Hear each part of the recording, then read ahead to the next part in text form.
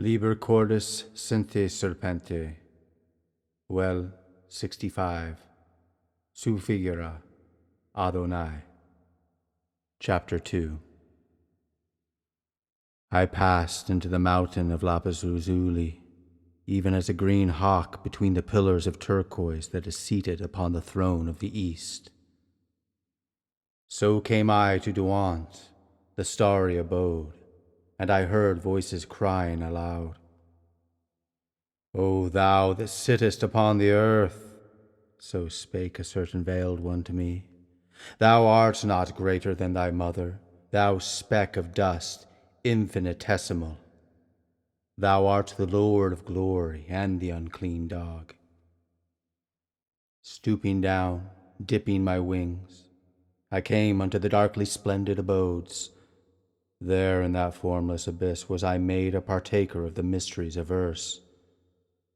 I suffered the deadly embrace of the snake and of the goat. I paid the infernal homage to the shame of Chem. Therein was this virtue, that the one became the all. Moreover, I beheld a vision of a river. There was a little boat thereon, and in it under purple sails was a golden woman, an image of Asi wrought in finest gold. Also the river was of blood, and the boat of shining steel. Then I loved her, and loosing my girdle cast myself into the stream. I gathered myself into the little boat, and for many days and nights did I love her, burning beautiful incense before her. Yea, I gave her of the flower of my youth, but she stirred not. Only by my kisses I defiled her so that she turned to blackness before me. Yet I worshipped her and gave her of the flower of my youth. Also it came to pass that thereby she sickened and corrupted before me. Almost I cast myself into the stream. Then at the end appointed her body was whiter than the milk of the stars, and her lips red and warm as the sunset, and her life of a white heat like the heat of the midmost sun. Then rose she up from the abyss of ages of sleep, and her body embraced me. Altogether I melted into her beauty and was glad. The river also became the river of Amrit, and the little boat was the chariot of the flesh, and the sails thereof the blood of the heart that beareth me, that beareth me. O serpent woman of the stars, I, even I, have fashioned thee from a pale image of fine gold. Also the Holy One came upon me, and I beheld a white swan floating in the blue. Between its wings I sate, and the aeons fled away. Then the swan flew and dived and soared, yet no whither we went. A little crazy boy that rode with me spake unto the swan and said, Who art thou that dost float and fly and dive and soar in the inane? Behold, these many aeons have passed. Whence camest thou? Whither wilt thou go? And laughing I chid him, saying, No whence, no whither. The swan being silent, he answered, Then, if with no goal, why this eternal journey? And I laid my head against the head of the swan and laughed, saying, Is there not joy ineffable in this aimless winging? Is there not weariness and impatience for who would attain to some goal? And the swan was ever silent. Ah, but we floated in the infinite abyss. Joy, joy. White swan, bear thou ever me up between thy wings. O silence, O rapture, O end of things visible and invisible, this is all mine who am not. Radiant God, let me fashion an image of gems and gold for thee, that the people may cast it down and trample it to dust, that thy glory may be seen of them. nor shall it be spoken in the markets that I am come who should come, but thy coming shall be the one word. Thou shalt manifest thyself in the unmanifest. In the secret places men shall meet with thee, and thou shalt overcome them. I saw a pale, sad boy that lay upon the marble in the sunlight and wept. By his side was the forgotten lute. Ah, but he wept. Then came an eagle from the abyss of glory and overshadowed him. So black was the shadow that he was no more visible. But I heard the lute lively discoursing through the blue, still air. Ah, messenger of the beloved one, let thy shadow be over me. Thy name is death, it may be, or shame, or love.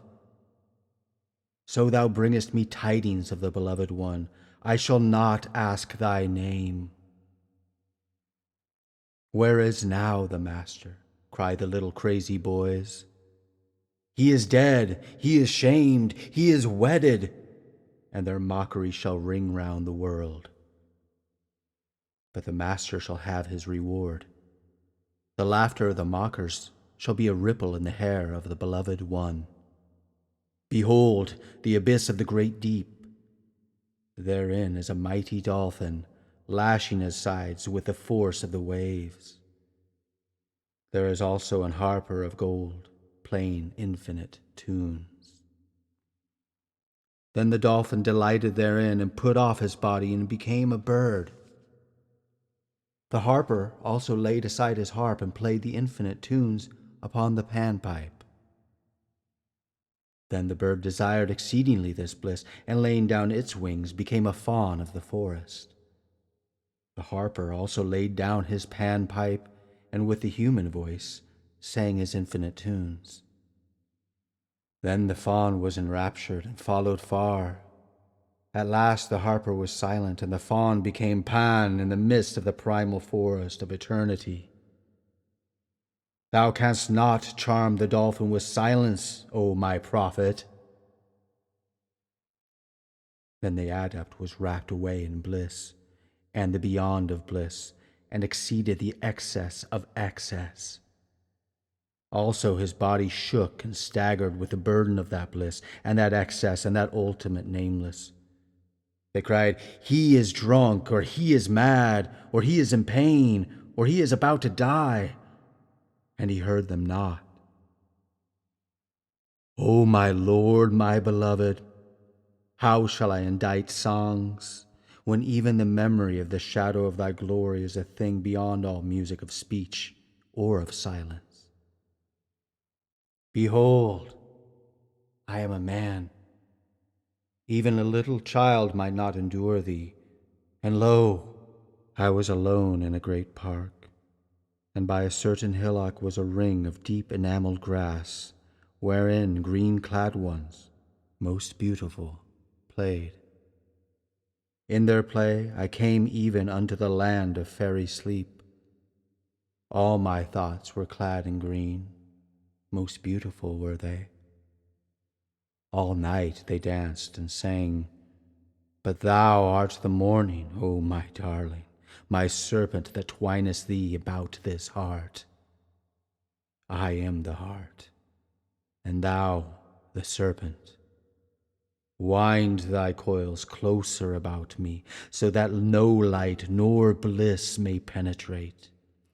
Crush out the blood of me as a grape upon the tongue of a white Doric girl that languishes with her lover in the moonlight. Then let the end awake. Long hast thou slept, O great God Terminus. Long ages hast thou waited at the end of the city and the roads thereof. Awake thou, wait no more. Nay, Lord, but I am come to thee. It is I that wait at last. The prophet cried against the mountain, Come thou hither, that I may speak with thee. The mountain stirred not. Therefore went the prophet unto the mountain, and spake unto it. But the feet of the prophet were weary, and the mountain heard not his voice. But I have called unto thee, and I have journeyed unto thee, and it availed me not. I waited patiently, and thou wast with me from the beginning. This now I know, O my beloved, and we are stretched at our ease among the vines.